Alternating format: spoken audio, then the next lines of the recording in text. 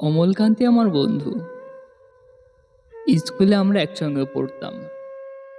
রোজ দেরি করে ক্লাসে আসতো, পড়া পারতো না। শব্দরূপ জিজ্ঞেস করলে এমন অবাক হয়ে জানলার দিকে তাকিয়ে থাকতো যে দেখে ভারী কষ্ট হতো আমাদের। আমরা কেউ মাস্টার হতে চেয়েছিলাম, কেউ ডাক্তার, কেউ উকিল। অমলকান্তি সেসব কিচ্ছু হতে চায়নি। সে রোদ্দুর হতে চেয়েছিল, ক্ষান্ত বর্ষণ কাকঢাকা বিকেলের সেই লাজুক রোদ্দুর, যা আমার জামরুলের পাতায়, যা নাকি অল্প একটু হাসির মতো লেগে থাকে।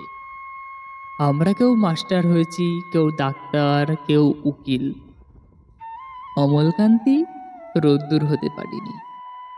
সে এখন একটা অন্ধকার ছাপাখানায় কাজ করে। মাঝে মধ্যে আমার সঙ্গে দেখা করতে আসে, চা খাই, এটা ওটা গল্প করে, তারপর বলে, উঠি তাহলে।